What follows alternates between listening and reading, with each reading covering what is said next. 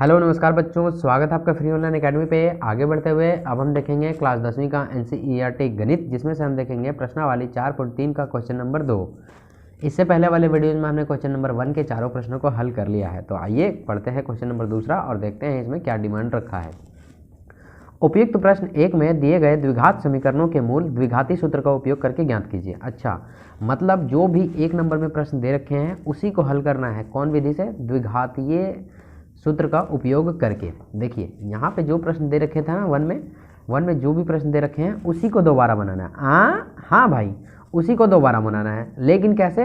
द्विघातीय सूत्र का उपयोग करके। क्या निकालना है? मूल निकालना है। ओके, तो ये बेहद ही आसान है और बेहद ही कम समय में बनने वाला चीज़ है, लेकिन आपको शर्त ये है कि एक प्रश्न आपको समझना पड़ेगा। तो यहाँ पर जो भी प्रश्न दे रखे थे क्वेश्चन नंबर 1 में, हमने चारों को यहाँ पे उतार लिए हैं। आपको भी ऐसे नोट कर लेने हैं। अब हम एक एक करके समझते हैं कि द्विघातीय सूत्र का उपयोग करके मूल कैसे ज्ञात करते हैं। क्योंकि प्रश्न में द्विघातीय सूत्र का उपयोग करने के लिए बोला है और इससे पहले हमने आपको द्विघातीय सूत्र को बताया नहीं है। तो चलिए सबसे पहले ये समझ लेते हैं कि द्विघातीय सूत्र किसे कहते हैं। तो ये है द्विघातीय सूत्र। द्विघातीय सूत्र को हम लोग धराचार्य सूत्र भी बोलते हैं। यहाँ पे द्विघातीय सूत्र है x बराबर -b plus minus √b² -4ac/2a। अब अगर आप देखेंगे फॉर्मूला का निचोड़ क्या कहता है कि इसमें हमें a की ज़रूरत है, b की ज़रूरत है और c की ज़रूरत है। जैसे यहाँ पे b चाहिए, फिर यहाँ पे b चाहिए, फिर यहाँ a, फिर c और नीचे फिर a चाहिए, है ना। अब देखिए हमें क्या करना होगा, जो भी समीकरण, जो भी क्वेश्चंस को हम सॉल्व करेंगे उसी से हमें a, b, c निकालना पड़ेगा। और आपके माइंड में आ गया होगा, अगर आपने पहला वीडियो देखा है, क्वेश्चन के आंसर देखे हैं, तो उस पर आपको पकड़ आ गया होगा कि ए बी सी हमें कैसा निकालना है। तो चलिए हम एक करके बताते हैं फिर से एक बार पुनः से कि द्विघातीय सूत्र का प्रारंभ कहाँ से होता है। तो सबसे पहले जो क्वेश्चन को आप सॉल्व करना चाहते हैं उसे आप नोट कर लें। तो हम यहाँ पे पहला क्वेश्चन को सॉल्व करेंगे, इसीलिए हम इसे नोट कर लेते हैं। क्वेश्चन नोट हो चुका है और यहाँ हमने हल का कंडीशन देने हैं क्योंकि हम इसे हल कर रहे हैं। अब यहाँ पर अगर देखेंगे तो यहाँ हम लिखेंगे, यहाँ हमें जो जो चाहिए उसी से मतलब है, ज़्यादा कुछ हमें लिखने की ज़रूरत नहीं है। द्विघातीय सूत्र का ये फार्मूला होता है जिसमें a, b, c के मान हमें जानने होते हैं। बस इसको बिठाएंगे और आंसर हमारे हाथ में होगा। तो यहाँ पे अगर हम देखेंगे तो a बराबर कितने हैं? 2। हमने आपको कहा था ये पूरा जो समीकरण है a, b और c में बटा हुआ है। इसे हम लोग x के गुणांक में जो भी है उसे a मानते हैं, मतलब 1 नंबर में जो है उसे हम लोग a लिखेंगे। फिर सेकेंड नंबर में है -7x, तो वो b का मान हो जाएगा, b बराबर हो जाएगा -7। याद रहे आपको ऋणात्मक चिन्ह और धनात्मक चिन्ह पर भी ध्यान देना है। और यहाँ पे c बराबर कितने हो जाएंगे? +3। तो प्लस को हम लोग लिखते नहीं हैं। तो a, b और c मान हमें मिल चुके हैं।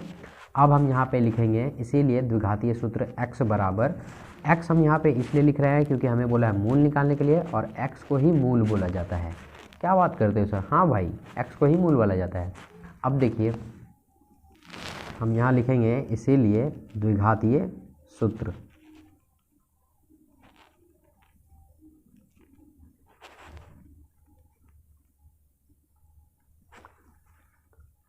से,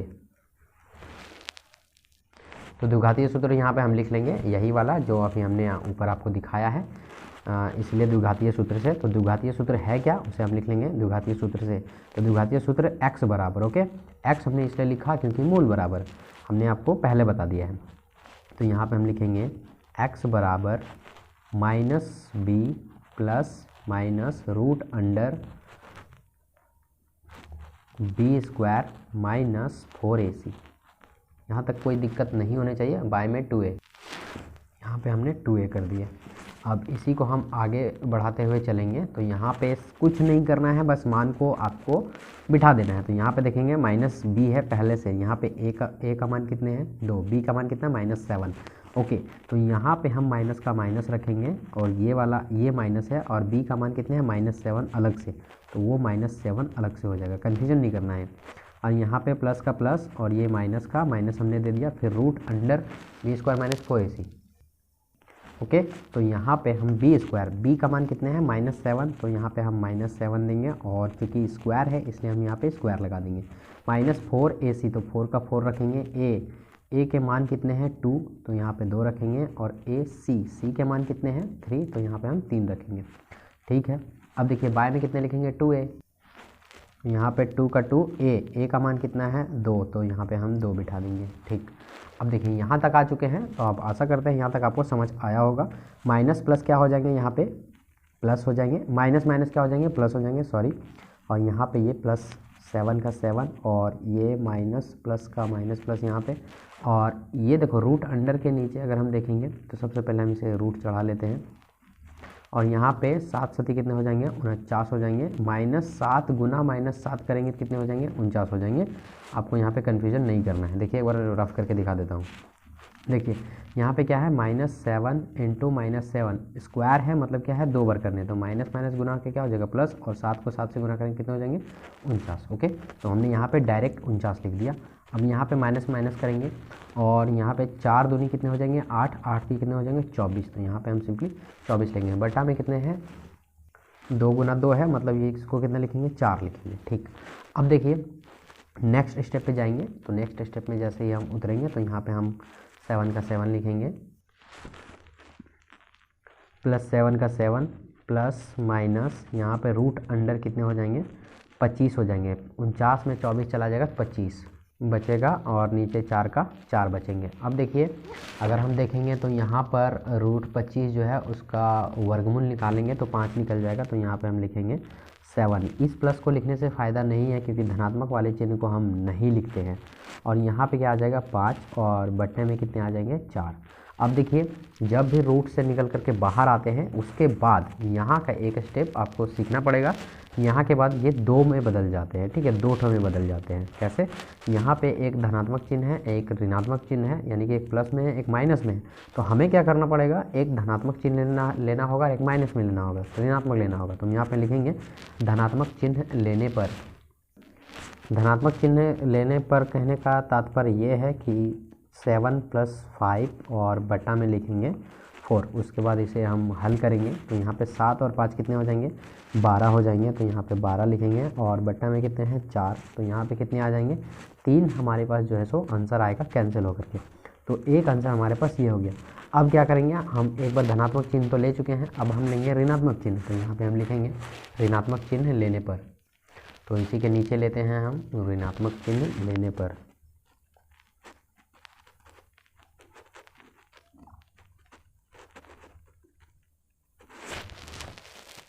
ऋणात्मक चिन्ह कहने का तात्पर्य ये है कि एक बार हम 7 + 5 में लिए, एक बार माइनस में लेंगे तो 7 - 5/4 हो जाएगा। 7 में 5 चला जाएगा तो कितने बचेंगे 2, और बटा में कितने हैं 4। इसको हम कैंसल आउट करेंगे तो हमारे पास 1/2 आएंगे।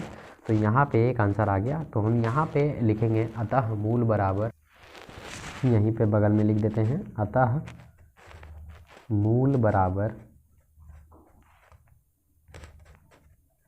2 मूल बोले थे और मूल जो है सो 2 ही आते हैं, तो एक आया 3 और एक आया 1/2। यही हो गया हमारा आंसर। इसके जो PDF हैं डिस्क्रिप्शन में हम डाल देंगे, आप वहाँ से इसे नोट कर सकते हैं। चलिए इसी वीडियो में हम देख लेते हैं इसी का दूसरा। इसमें कब ज़्यादा टाइम लगा क्योंकि हम बता रहे हैं। अब देखिए हमें उतना बताना नहीं पड़ेगा, तो बहुत ही कम टाइम लगेगा। इस पर देखिए 8 साढ़े 8 मिनट का समय लगा है, उस पर आपको 6 मिनट के पहले बन जाएगा। देखिए चलिए दूसरा प्रश्न पे। तो क्वेश्चन हमने यहाँ पे नोट आउट कर लिया है, हल्का सिंबल देंगे, एक बार क्वेश्चन ही नोट कर लेंगे। अब देखिए यहाँ पे हमें चूँकि द्विघात सूत्र का प्रयोग करना है, ABC से मतलब है, तो डायरेक्ट हम यहाँ लिखेंगे यहाँ A बराबर कितने हो जाएंगे 2, B बराबर कितने हो जाएंगे, X के आगे कुछ नहीं है मतलब 1 है तो हम 1 लिखेंगे, और C बराबर कितने हो जाएंगे -4। अब देखिए ABC हमारे पास निकल चुके हैं, इसीलिए हम लिखेंगे, इसीलिए द्विघातीय सूत्र x बराबर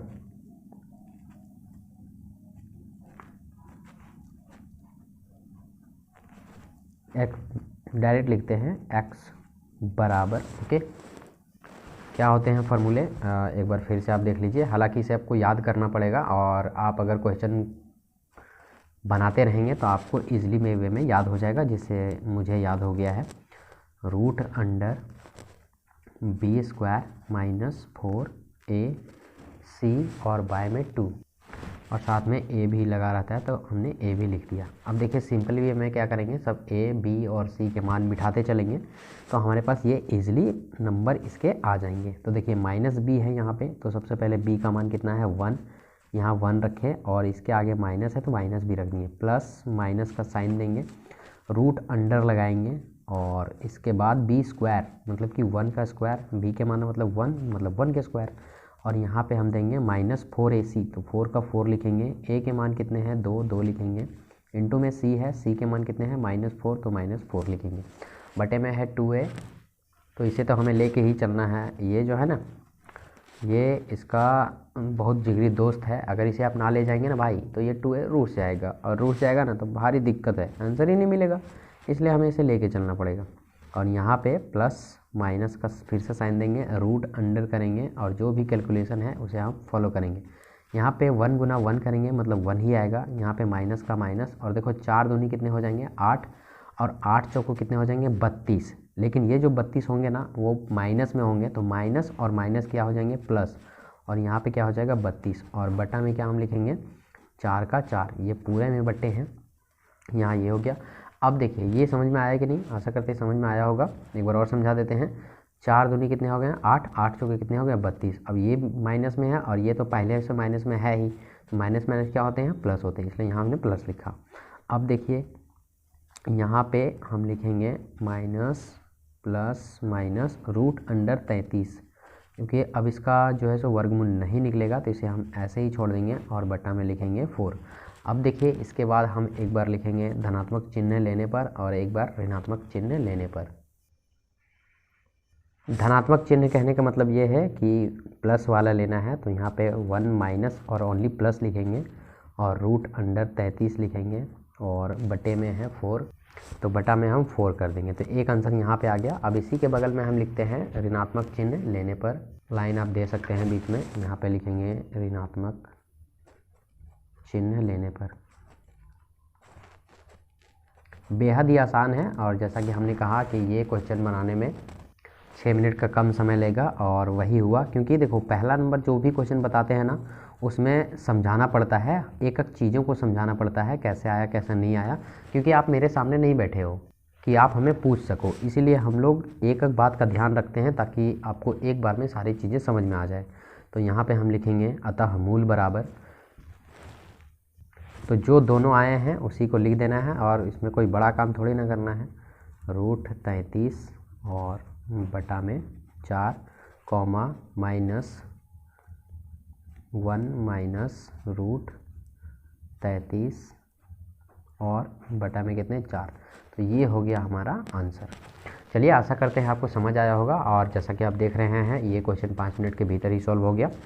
अगर इसका PDF चाहिए तो डिस्क्रिप्शन में लिंक है, आप वहाँ पर जाके जुड़ सकते हैं, वहाँ से डाउनलोड कर सकते हैं। व्हाट्सएप ग्रुप से अभी नहीं जुड़े हैं तो वहाँ जाके जुड़िए, अपने फ्रेंड लोग के साथ डायरेक्टली सवाल पूछ सकते हैं। अगर कोई क्वारी हो कोई प्रॉब्लम हो तो आप हमें कमेंट कर सकते हैं ज़रूर, और अगर आपको नीडेड पर्सन हो तो आप हमें दिए गए नंबर पर कॉल भी कर सकते हैं, अबाउट सेक्शन में नंबर भी है। चलिए अब हम मिलते हैं अगले वीडियो में इसके तीसरे और चौथे पार्ट को लेकर, तब तक के लिए जय हिंद जय भारत।